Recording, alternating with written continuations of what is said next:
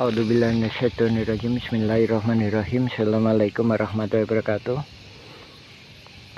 Kita mengulas mengenai pernyataan kami yang mana kami menyatakan bahwa konflik Dagolos adalah mafia tanah saling gugat. Di sini kita lebih fokus membahas masalah bahwa data-data tergugat itu didata oleh para penggugat.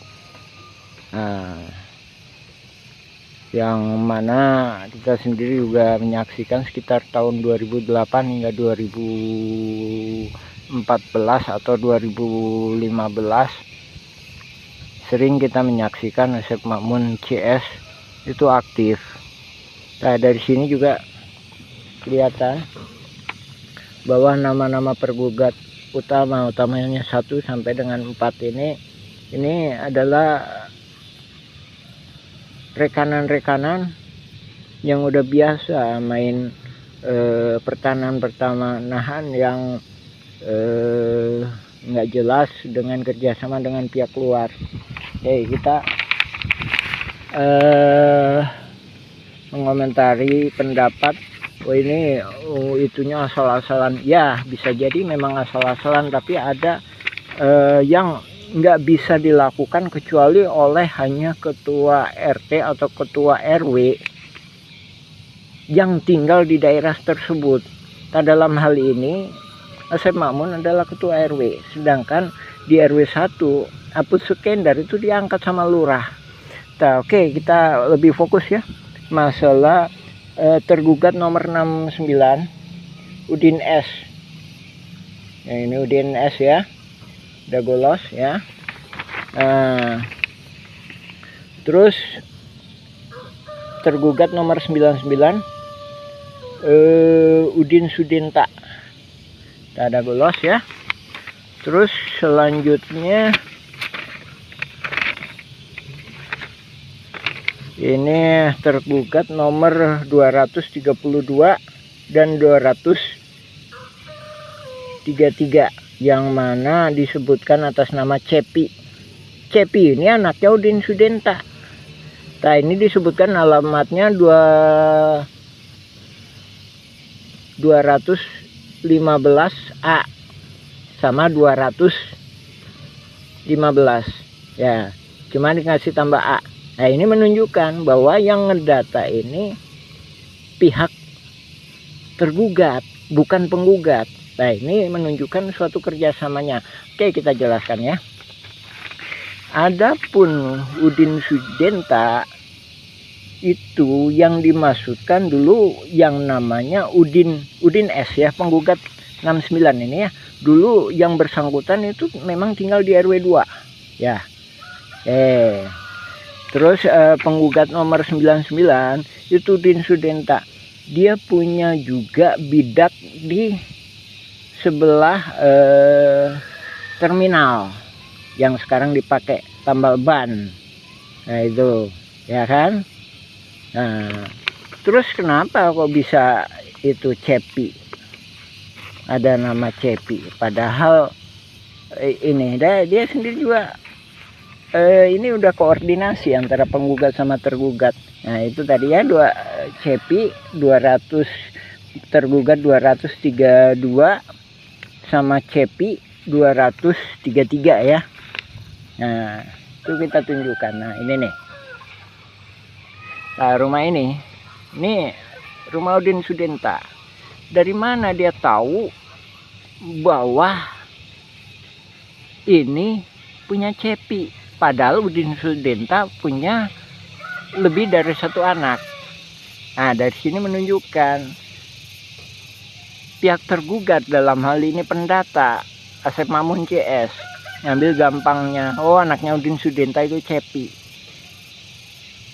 Terus yang satunya lagi, kenapa diambil Cepi tergugat sebagai 233 beralamat 215 dan 215A.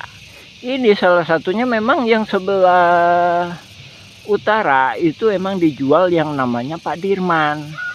Sementara Pak Dirman itu mau jadi warga RT 07 RW 1. Ini kami duga dia khawatir kalau Pak Dirman ini dibantu oleh warga RW 01, dalam hal ini warga RW 01 yang nggak masuk dalam jaringan mafia tanah. Nah, adapun ini kita sendiri juga mohon ke pemerintah, dalam hal ini ke Lurah Dago, supaya batasnya diperjelas. Nah, ini batasnya diacak-acak. Tahun 99 itu batasnya di sini nih. Nah, ini kita sepakati. Jadi Demak itu masuknya ke RW 1. Kantor pos itu batas akhir RW 2. Jadi sebelah utaranya atau yang dikuasai oleh Dago Inti Geraha sekarang.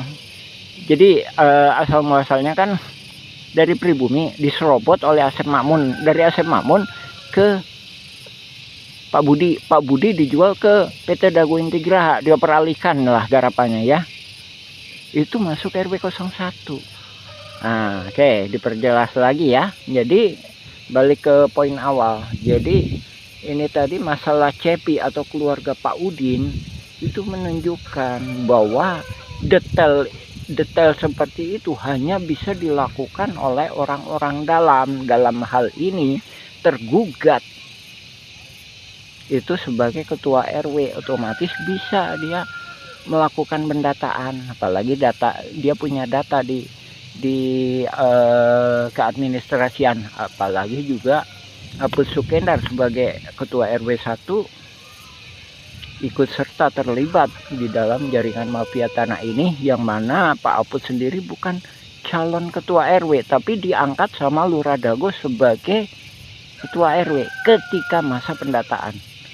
Ya itu ya. Lagi ya itu ya salah satu. Ini cuma salah satu uraian kami mengenai itu tadi ya, mengenai dugaan kuat bahwa yang melakukan pendataan adalah pihak tergugat. Tak sehubungan dengan yang itu juga, kami sendiri sebagai pengalaman, kami Muhammad B. Yaman, pengalaman sebagai ketua RT selama 2 periode. Jadi seandainya kami disuruh ngedata para tergugat seperti ini, juga kemungkinan kami nggak sanggup. Masalahnya bukan warga kami, dalam artian para tergugat mesti sadar didata ini, didata untuk apa. Tak sementara dalam kasus konflik Dago Los FS ahli waris Muller itu para tergugat itu nggak paham. Nah di sini korelasinya ya Pak ya, Ibu, Bapak, alhamdulillah. Silakan cek informasi dari kami, baca blog kami Nawisan Kurma atau YouTube Nawisan Kurma, silakan mengenai keterangan kami lainnya. Ya demikian, assalamualaikum warahmatullahi wabarakatuh.